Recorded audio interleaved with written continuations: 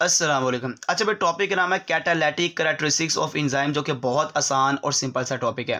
Enzyme एक catalyst है जो केमिकल रिएक्शंस को कंट्रोल करता है। इसकी काफ़ी ज़्यादा खासियत है। क्या खासियत है?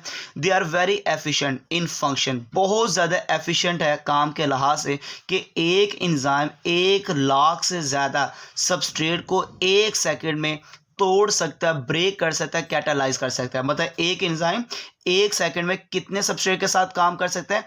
1 लाख के साथ। इसलिए हम कहते हैं ये बहुत ज़्यादा एफिशिएंट है। जितने भी एंजाइम है इसको बड़ा स्पेसिफिक टेम्परेचर चाहिए फॉर द प्रॉपर फंक्शनिंग। अगर टेम्परेचर ऊपर नीचे होता है तो एंजाइम का फंक्शन डिस्टर्ब होता है, वो प्रॉपर फंक्शन अदा नहीं कर सकता। इसलिए कहते हैं मेडिकली बहुत गलत है कि अगर आप खाना खुना खाते हैं और बाद में ठंडा पानी पी लें, क्योंकि पानी जो सा ठंडा पीने से एंजाइम का जो फंक्शन है वो डिस्टर्ब हो जाता है। एंजाइम बहुत स्पेसिफिक पीएच के ऊपर काम करता है। कुछ एंजाइम बेसिक होते हैं, कुछ एंजाइम एसिडिक होते हैं, कुछ एंजाइम न्यूट्रल होते हैं। तो प्रॉपर फंक्शनिंग के लिए हर एंजाइम की स्पेसिफिक पीएच होती है। एंजाइम बहुत ज़्यादा स्पेसिफिक होते हैं। एक एंजाइम एक्ट करता ओनली आ स्पेसिफिक सबस्ट्रेट। हर एंजाइम का एक सबस्ट्रेट होता है, एक से ज़्यादा नहीं होता। जैसे अमाइलेज अमाइलोज को तोड़ता है, लाइपेस लिपिड को तोड़ता है, प्रोटीनेस जो कि प्रोटीन को तोड़ता है, जैसे पेप्सिन प्रोटीन को तोड़ता है। ये हर एक एंजाइम का अपना अपना सबस्ट्रेट होता है। बहुत ज़्यादा क्या होते हैं? ये स्पेसिफिक होते हैं। Enzyme remain constant after the reaction.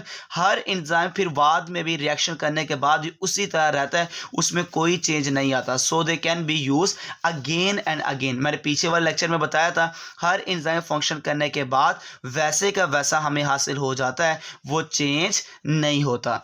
आप एंजाइम को स्टडी कर सकते हैं, बहुत आसान मेथड है। लिविंग सेल के अंदर इन विवो भी कर सकते हैं। इवन आप एंजाइम को बाहर निकाल के आउटसाइड द लिविंग सेल, मतलब कि इन विट्रो ग्लासवेयर किसी भी चीज़ के अंदर आप कर सकते हैं। तो लिविंग सेल के अंदर या लिविंग सेल के बाहर आप दोनों जगह पे एंजाइम की स्टडी कर सकते हैं।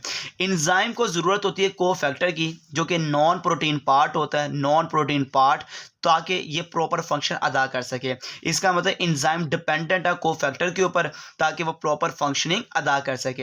एंजाइम अक्सर ज़्यादातर जितने भी एंजाइम होते हैं उनको एक्वस इन्वायरमेंट चाहिए, पानी वाला इन्वायरमेंट चाहिए फॉर देयर फंक्शनिंग, ताकि वो प्रॉपर तरीके से अपना फंक्शन अदा कर सकें। तो हर एंजाइम को, ज़्यादातर एंजाइम को एक्वस इन्वायरमेंट चाहिए होता है फॉर देयर फंक्शनिंग।